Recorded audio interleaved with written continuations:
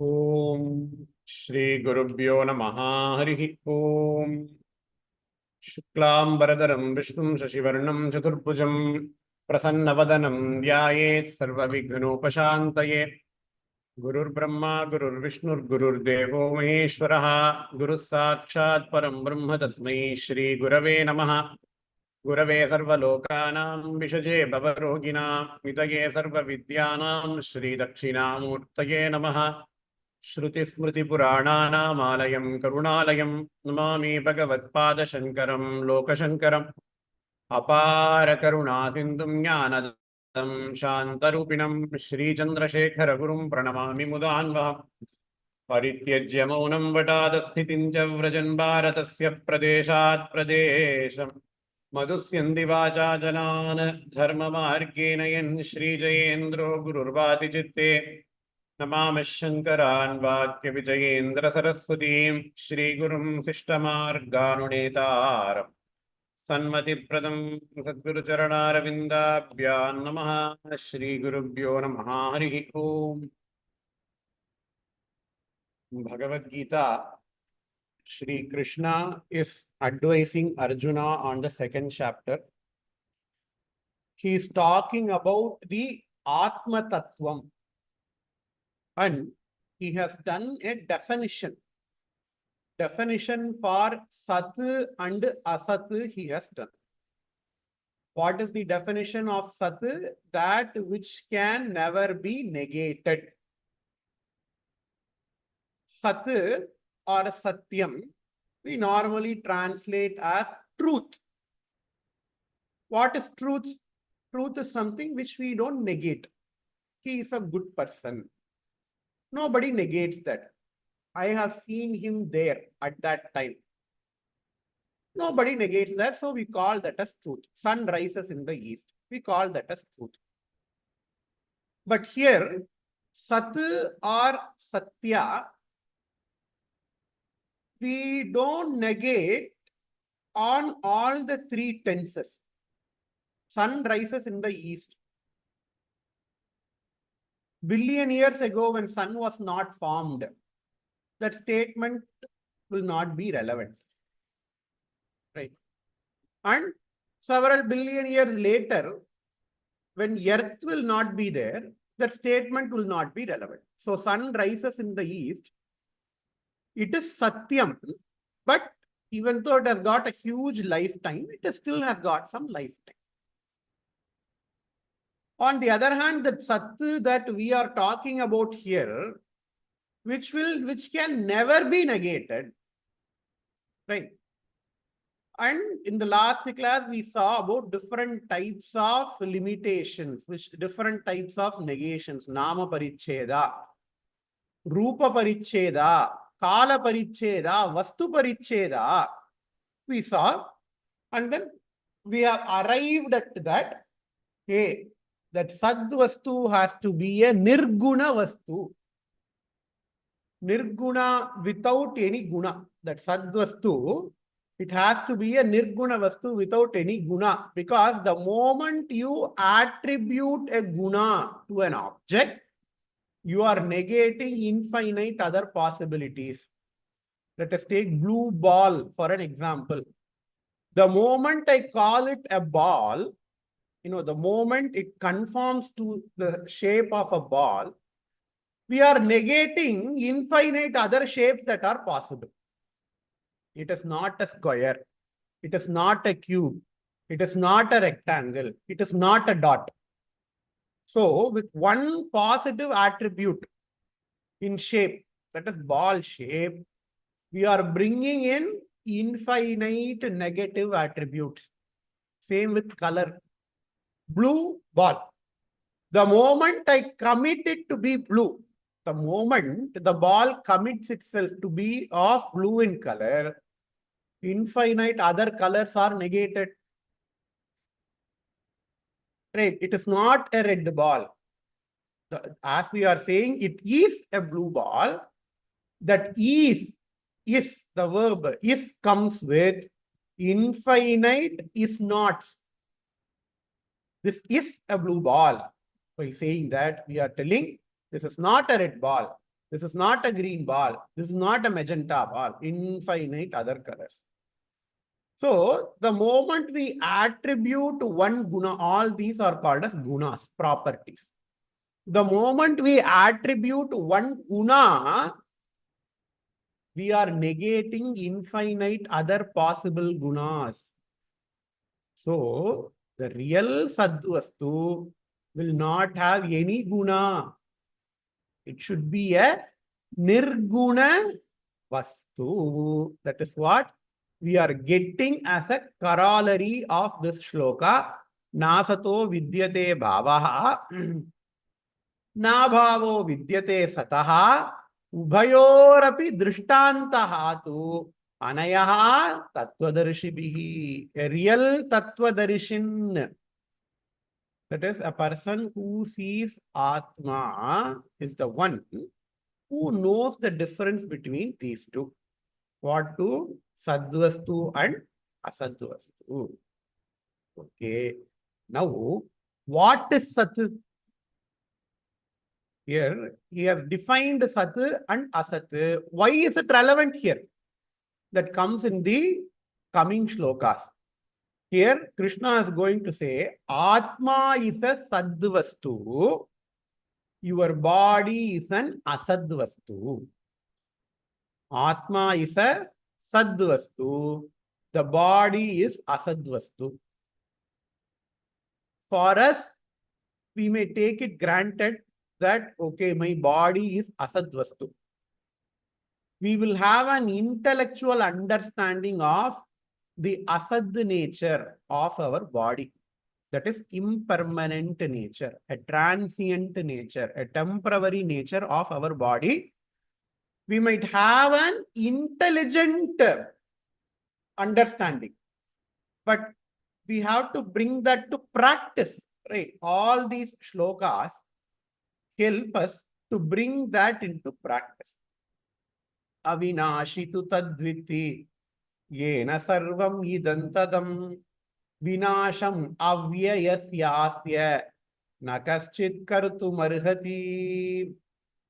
Hey Arjuna, yena sarvam idam tadam avinashi tat vitti. Hey Arjuna, that which is present everywhere. Yena vastuna sarvam idam tatam. That object which is omnipresent everywhere, know that object to be indestructible. Vinasham. Right? Vinasham means destruction. A vinashi, indestructible. Vitti, vidhi means no. I have previously told vidhi comes from the dhatu vid, to know. Adalanda vedamgra vartha. Veda means knowledge, right? Vidhi. Avinashi tu tat vidhi yena sarvam itapta. Here Krishna says, Atma is sarva gataha, sarva vyapakaha. Atma is everywhere. Again, we previously would have this wrong notion that there are going to be many bodies. In each of the bodies, there is going to be one Atma. So there are going to be many different Atmas. That is what an entrant into Vedanta would have thought. That is what other philosophies also say. But Krishna here says, hey, Atma, there can never be many Atmas. Because the previous shloka that we saw, right? Nasato vidyate bhavaha, nabhavo vidyate sataha. If there are many Atmas, then one Atma will limit other Atma. One Atma will limit, one Atma will negate another Atma. If one Atma negates another Atma, then it cannot be a Sadvastu by definition. So there has to be only one Atma which is present everywhere. In fact, everywhere is present in that Atma. So let us take space for an example. Because this attribute of Atma closely resembles that of space. In fact, it's the other way. This attribute of space closely resembles that of Atma. How many spaces we have? We only have one space. Can you cleave? Can you cut spaces into different spaces? We cannot. There is only one space. Whatever that exists, it exists in that space. I take a pot. There will be some space within that pot. Can we tell the pot differentiated the space? Can we tell, I have a pot, that space that is enclosed in the pot is different from the space that is outside? We can never tell. Whatever the space that is present outside, it is the same space that is present inside the pot. Whether you close the pot, whether you open the pot, whether you move the pot. When you move the pot, you are not moving the space within the pot, but the pot is moving through the space. Right. I take some pot. I put that pot into a water. No, I have a small tumbler. I put the tumbler into some water. I seal that tumbler. No, water would have entered into the tumbler. I seal the tumbler. And then, for my understanding, I'm going to put some color outside. For my understanding, I'm going to put some color drops outside. So outside the tumbler, there is water with color. Inside the tumbler, there is water without color. Now we know that the tumbler has cut water into many pieces. The tumbler has cut water into at least two pieces. One thing, water inside the tumbler. Another thing, water outside the tumbler. Water inside the tumbler is not colored. Water outside the tumbler is colored. Now I'm going to move the tumbler from one place to another place in the water. What will happen? Even when you move, the water inside the tumbler will be uncolored because the tumbler is tightly closed, waterproof. The water outside the tumbler is going to be colored. What you are doing? You are moving water in the tumbler. Let us try to conceive the same experiment, but with space. I have space which is surrounding me. I put a pot in front of me. Inside the pot, there will be some space. Outside the pot, there will be some space. I'm going to close the pot airtight. And then I'm going to move the pot. What will happen? The pot moves through the space, or the space moves along with the pot. The space will never move along with the pot. In our previous water example, water moved along with the tumbler.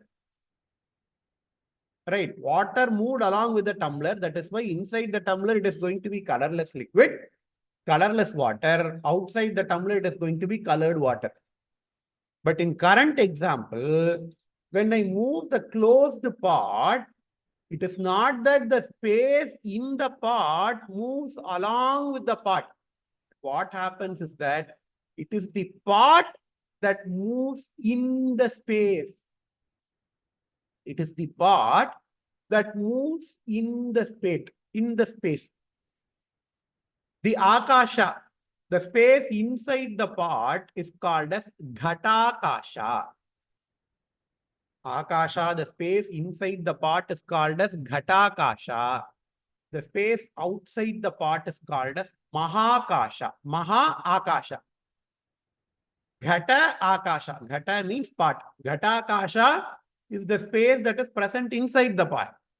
Mahakasha is the space that is present outside the pot. There is absolutely no difference between these two spaces. The very differentiation of Ghatakasha and Mahakasha comes because of the part, not because of the quality of the space. The same thing happens for Atma. Okay, if I want to give another example, this example people will appreciate.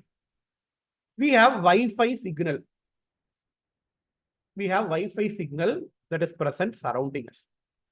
Wi-Fi signal is all pervading. Sarvagataha. In one house, let us say I have a very good Wi-Fi router. All parts of the house will have Wi-Fi signal. Right. I have 5 cell phones. In each cell phone, simultaneously, I can see different movies. Right. I have unlimited Netflix subscription. One cell phone is seeing one movie. Another cell phone is seeing another movie. So I have 5 people in that house. All the 5 people are seeing different movies in Netflix. Right. It is like our Atma. The Atma is like that Wi-Fi signal.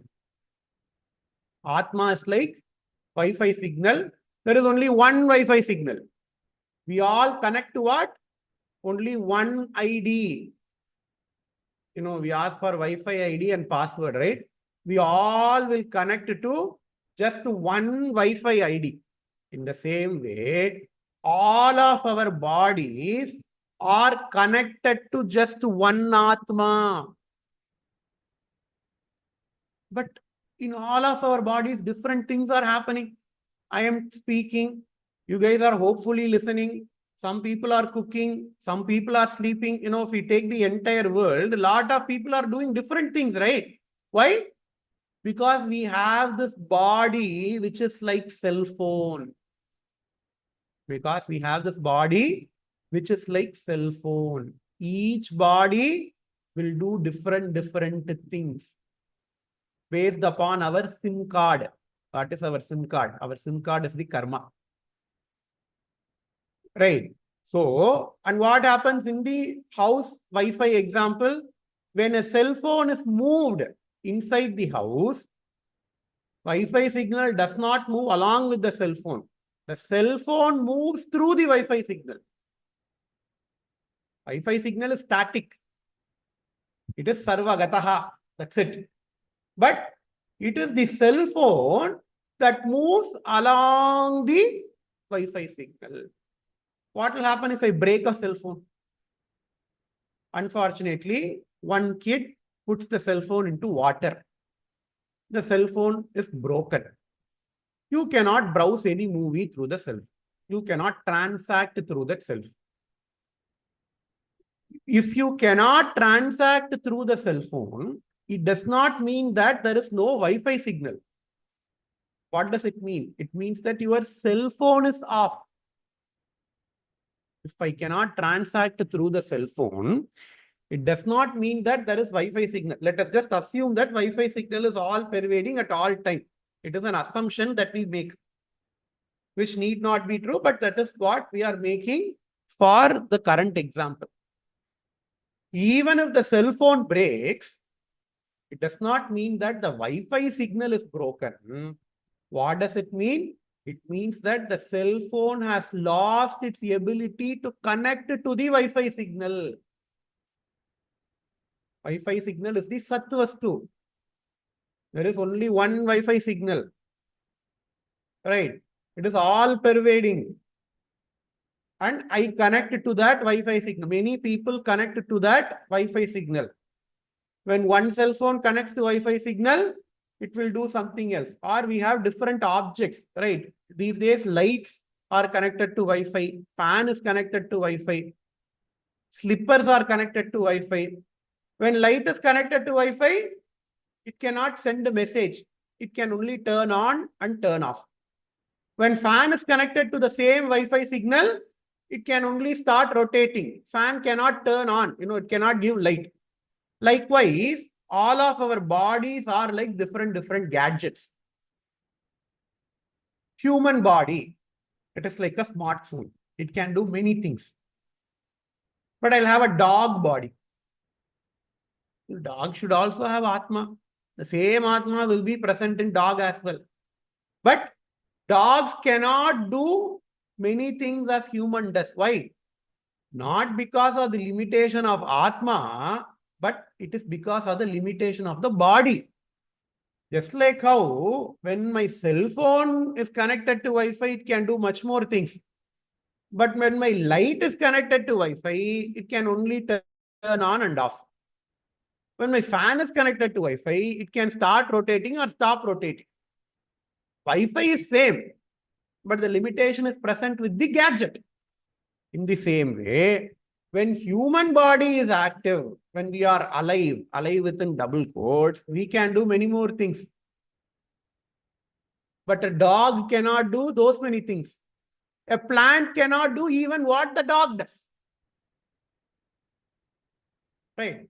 All these are because of the limitations of our bodies, not because of limitations in Atma. There will be only one Atma which operates through all these different bodies. And when a human being dies,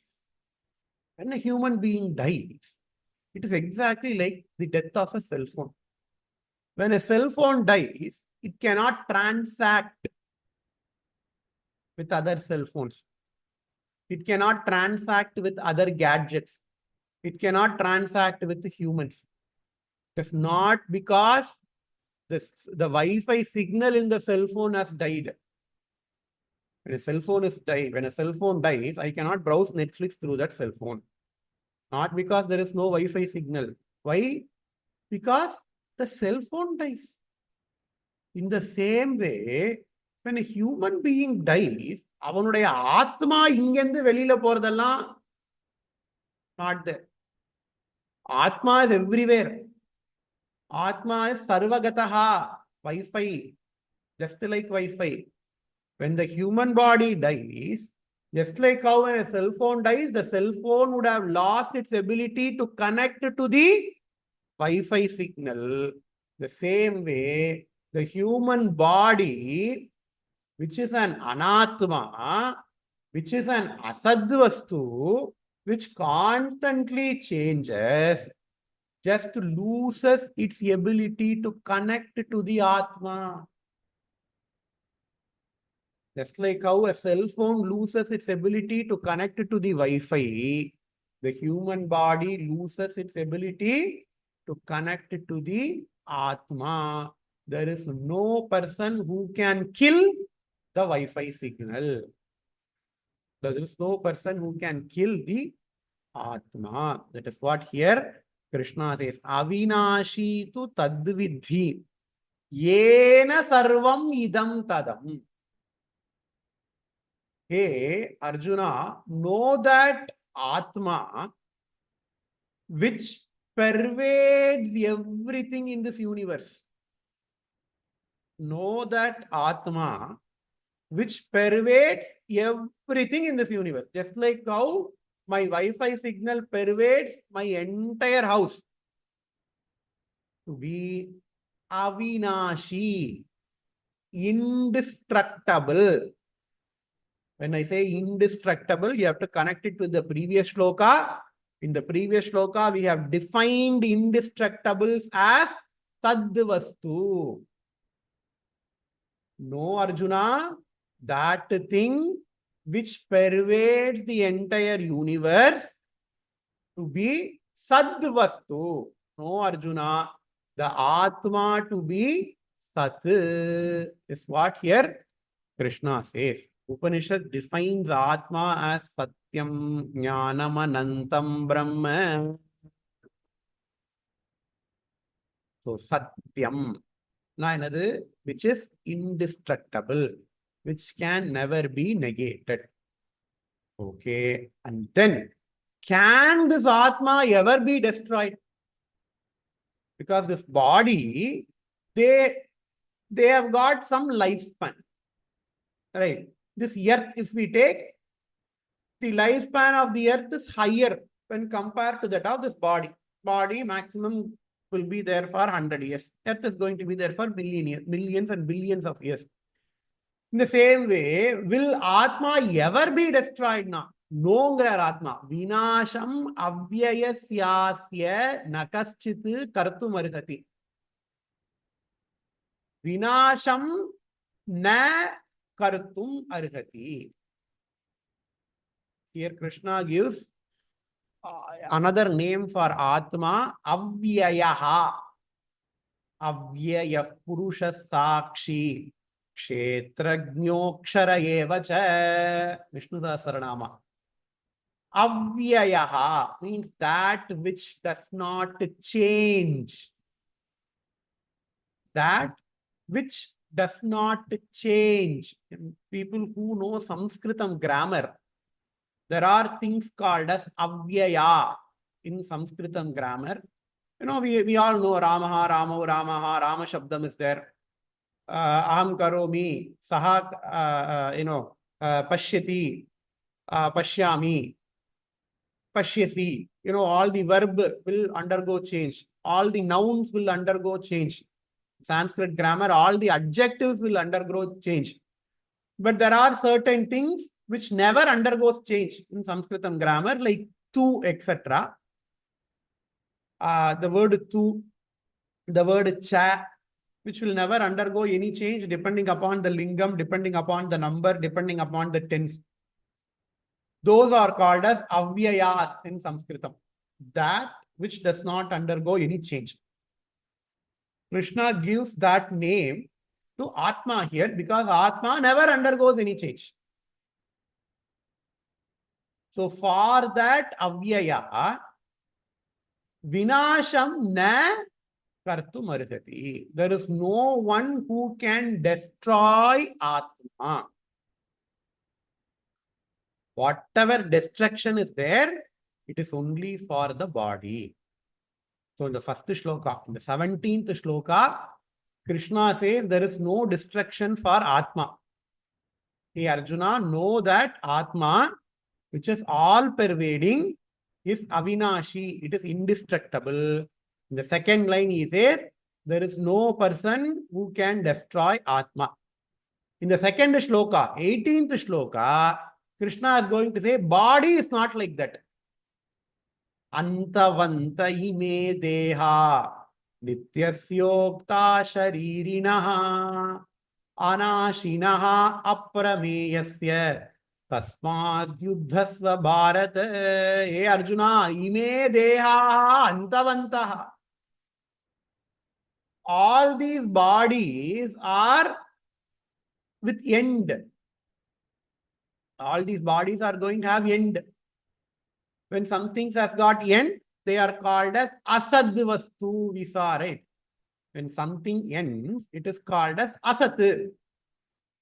So, ime dehaha antavantaha. So, all these bodies, they have an end. What about Atma? Here, Atma is given another name. So, in the previous shloka, Krishna called Atma as Avyayaha, that which is indestructible. In this shloka, because we have to understand Atma properly, he is calling Atma as Sharirinaha. That Atma which operates through the body.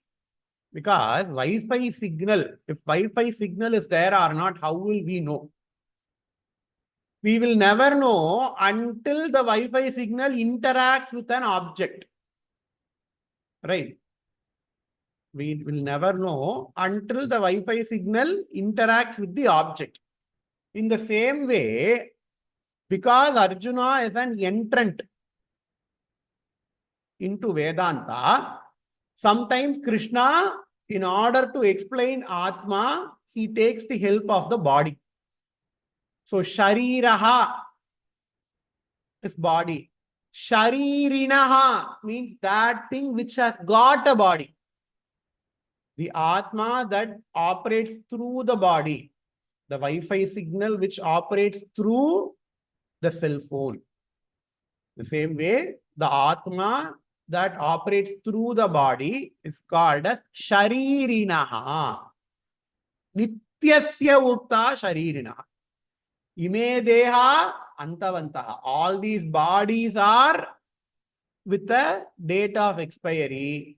But what about Atma that operates through the body? Atma does not have date of expiry. But people die now. When people die, it is their body which dies, not their Atma. Just like how when a cell phone dies, you cannot watch Netflix through the cell phone. Does not mean that you have problem with your Wi-Fi signal. It only means that the cell phone is incapable of interacting through the Wi-Fi signal. In the same way, the body dies. Does not mean the Atma has gone out. The body dies means the body does not have a way to interact with the Atma, but Atma is ever present. Antavanta ime deha nistyasyokta sharirinaha. And then here Krishna gives two more uh, aspects of Atma. Anashinaha, aprameyaha. Anashinaha we can easily understand. Nasham, destruction. Anasham, which does not have any destruction. Same as the 17th shloka that we saw. Same as the Nityasyokta Sharirinaha part. Atma does not have any destruction. But here, he introduces another aspect of Atma, which is Aprameyaha. Aprameyaha. We will keep that aside for some time, and then we'll see the shloka, and then we'll come back to Aprameyaha later. Anashino Prameyasya Tasmatu Yudhyasva Bharata. Hey Arjuna, when you kill Bhishma, Drona, etc. for Dharma, you are not going to kill their Atma. Their Atma is going to be ever present, omnipresent, all pervading. There is only one Atma. I break one cell phone. That is not going to cause any damage to the Wi-Fi signal. The cell phone has got some problem. Cell phone is affected with virus. I have to kill that cell phone in order to protect my entire signal. So I am going to kill that cell phone. Cell phone is malfunctioning. Cell phone dies. It is never going to cause any problem to my Wi-Fi signal. The same way, Bhishma, Drona, etc. You have to kill because of Dharma. But when you kill them, you are only going to kill their body, which is anyhow going to be destroyed. Right? So for Dharma, because it is your duty, Arjuna, you kill them. You are not going to kill their Atma. Says Krishna here. We have to come back to the word Aprameyaha. This word has got lots of significance. Aprameya Swaprakasha Manovacham Agochara. This is this Kalika Sahasranama. Aprameya Swaprakasha Manovacham Agochara. We will see the meaning for the word Aprameyaha in the next class. We will finish this class with this because it requires lots of explanation. This is another new concept, that completely new concept that Krishna introduces. Just like how we saw the Wi-Fi signal example, there has to be some other example we have to see. If I explain the example itself, it will take 1 hour. So we will see the word Aprameyaha in the next class. Om Shri Gurubhyo Namaha Hari Om Purnamadah Purnamidam Purnad Purnamudachyate Purnasya Purnamadaya Purnamevavasishyate Om Shanti Shanti Shanti Shri Gurubhyo Namaha Hari. Thanks.